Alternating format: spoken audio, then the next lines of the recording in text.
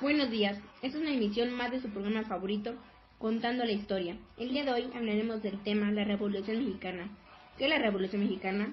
Fue un conflicto armado que inició en México el 20 de noviembre en 1910. Hoy en día suele ser referido como el acontecimiento social más importante del siglo XX. ¿Por qué inició? Una de las causas, injusta distribución de riquezas, tierras, explotación de trabajadores, corrupción, negación democrática, escalamiento cultural y político. Silvia, cuéntanos más. Pues les voy a contar sobre los personajes. Uno era Emiliano Zapata Salazar, reconocido como uno de los líderes militares y campesinos más importantes.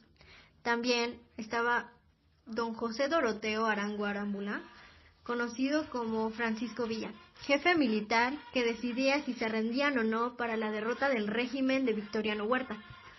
También estaba Francisco I. Madero González.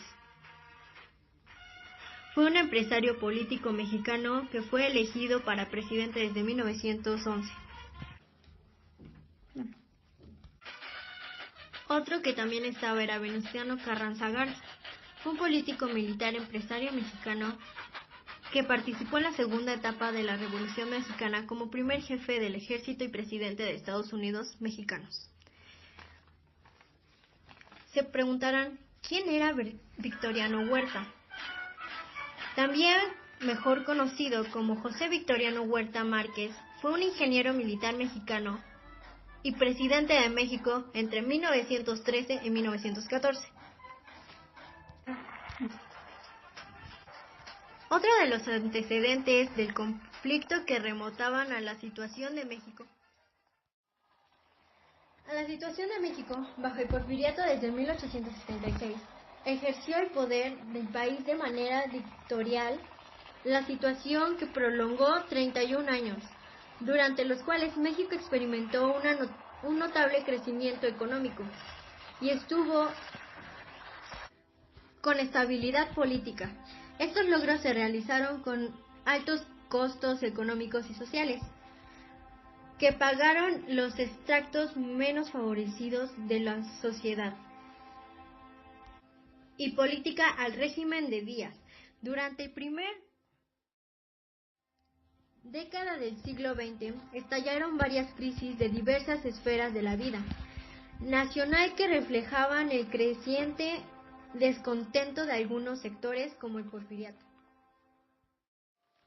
Entonces, Alberto, cuéntanos, ¿qué pasó con Díaz y con Madero?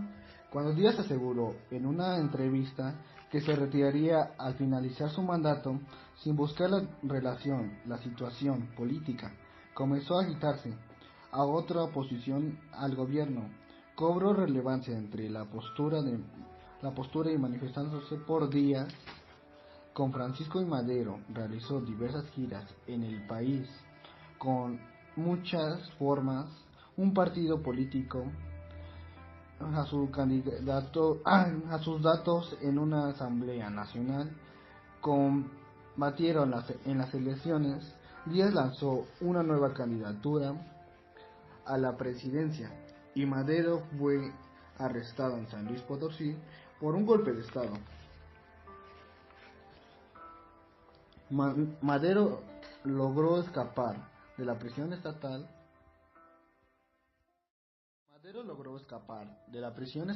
y huyó a los Estados Unidos desde San Antonio, Texas. El 20 de noviembre de 1910 proclamó el Plan de San Luis, que llamaba a tomar las armas contra el gobierno de Díaz. El conflicto armado se inició en el norte del país y posteriormente se expandió a otras partes del territorio nacional. Una vez de lo que sobrepasó esto, ocuparon la ciudad Juárez, Chihuahua. Porfirio Díaz representó su renuncia y se exilió en Francia.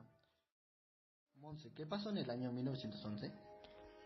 Se realizaron nuevas elecciones en las cuales resultó electo Madero. Desde el comienzo de su mandato tuvo diferencias con otros líderes revolucionarios que provocaron el levantamiento de Emiliano Zapata y Pascual Orozco contra el gobierno maderista. En 1913, un movimiento contrarrevolucionario encabezado por Félix Díaz, Bernardo Reyes y Victoriano Huerta dio un golpe de estado. El levantamiento militar, conocido como Decena Trágica, terminó con el asesinato de Madero, su hermano Gustavo y el vicepresidente Pino Suárez. Huerta asumió la presidencia, lo que ocasionó relacionado de varios apartados, lo que desencadenó nuevos conflictos. Carranza, jefe de revolución de acuerdo con el Plan de Guadalupe, convocó a todas las fuerzas a la convención Aguascalientes para nombrar un líder único. En esta reunión, Eulalio Gutiérrez fue designado presidente del país, pero las hostilidades reiniciaron cuando Carranza desconoció el acuerdo. Después de derrotar la convención, las constitucionalistas después iniciaron trabajos para la redacción de nueva constitución y llevar a Carranza a la presidencia en 1910. La lucha entre facciones estaba lejos de concluir. En el reacomodo de las fuerzas fueron asesinados los principales jefes revolucionarios: Zapata en 1919, Carranza en 1920, Villa en 1923 y Obregón en 1928. Silvia, en la actualidad, ¿qué pasa? Actualmente no existe un consenso sobre cuándo terminó el proceso revolucionario.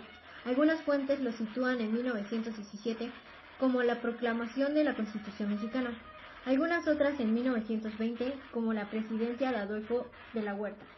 En 1924, con la de Plutarco Elías Calles, incluso hay alguna que aseguran que el proceso se extendió hasta los años 1900. Con la de Plutarco Elías Calles, incluso hay alguna que aseguran que el proceso se extendió hasta los años 1900.